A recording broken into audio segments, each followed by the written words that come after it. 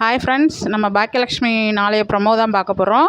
சுவாரஸ்யத்துக்கு பஞ்சமே இல்லாத நம்ம பாக்கியலக்ஷ்மி இந்த வாரம் பயங்கரமாக இன்ட்ரெஸ்டிங்காக போகுது.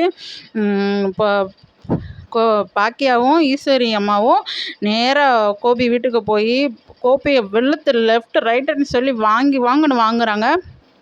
இப்போ பாக்கியா வந்து காரிய மூஞ்சில் துப்பிடுறா, நீ எல்லாம் ஒரு ஆம்பளைன்னு சொல்லிட்டு சரி நேருக்கு நேராக நின்று போராட, ஒரு பொம்பளையோட நின்று போராட துப்பில்ல. ஆளை விட்டு ஊடால வேலைக்கு சேர்த்து விட்டு இப்படியாடா நீ சதி பண்ணுற அப்படின்னு சொல்லிட்டு வாங்குறாங்க. நீ என்னதான் சதி பண்ணாலும் இன்னும் நான் மேலும் தான் வளருவேன் ஒழிய நான் ஒரு நாளும் கீழே இறங்க மாட்டேன் அப்படின்னு சொல்லிட்டு பயங்கரமாக பாக்கியா வந்து நம்ம கோபியை திட்டுறாங்க. இதெல்லாம் பார்த்துட்டு ராதிகா ரொம்பவே ஷாக் ஆகுறாங்க. அவங்களும் அவங்க பங்குக்கு கோபி, நான் உங்களை என்னமோ நினச்சிட்டு இருந்தேன், நீங்கள் இப்படி இருக்கீங்கன்னு நினச்சிட்டு நான் கொஞ்சம் கூட நினைக்கவே இல்லை. இவ்வளோ கீழ்த்தரமான செயல்களெல்லாம் செய்கிறீங்களா?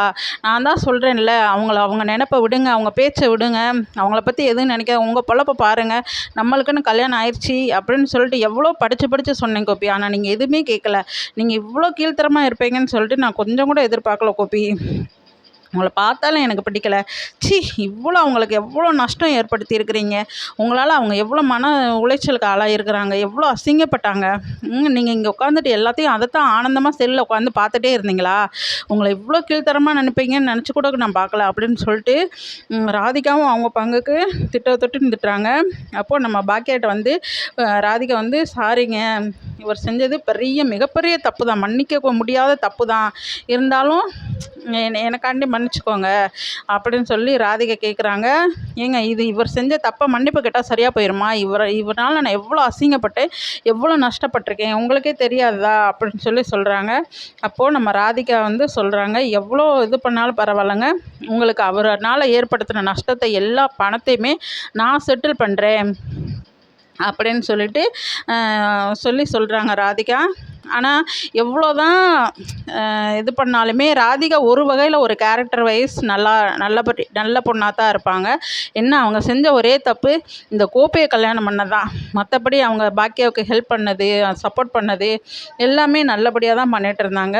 தெரிஞ்சோ தெரியாமலோ இந்த கோப்பியை போய் லவ் பண்ணி கல்யாணம் பண்ணிட்டாங்க. ஆனால் அதையுமே விட்டு கொடுத்துட்டாங்க. ஆனால் ஒரு சில வகையில் அவங்க பாக்கியாவை டார்ச்சர் பண்ணாலும் அவங்க பிஸ்னஸ் வழியே டார்ச்சர் பண்ணாங்க. ஆனால் அவங்க ஹஸ்பண்ட் செஞ்ச தப்பை உணர்ந்து, நான் அவங்களுக்கு எவ்வளோ அமௌண்ட்டு தரணுமோ எல்லாமே நான் உடனே செட்டில் பண்ணுறேங்க அப்படின்னு சொல்லிட்டு அடி வாங்கிட்டு கோப்பியை இப்படி திரும்பி பார்க்குறாங்க. கோபி வந்து அரண்டு போய் நிற்கிறான். என்னடா இப்படி கையங்களவுமாக மாட்டிக்கிட்டோமே அப்படின்னு சொல்லிட்டு, இது ஒரு மிகப்பெரிய ஒரு ட்விஸ்ட்டுன்னே சொல்லலாங்க. அந்த நாடகத்தோட மிகப்பெரிய ட்விஸ்ட்டு, வேறு எதுவுமே எதிர்பார்க்க முடியாது அப்படின்ற அளவுக்கு இருக்குது இந்த ட்விஸ்ட்டு.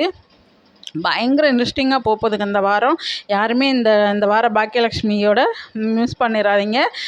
நம்ம பாக்கியலக்ஷ்மி சூப்பர்.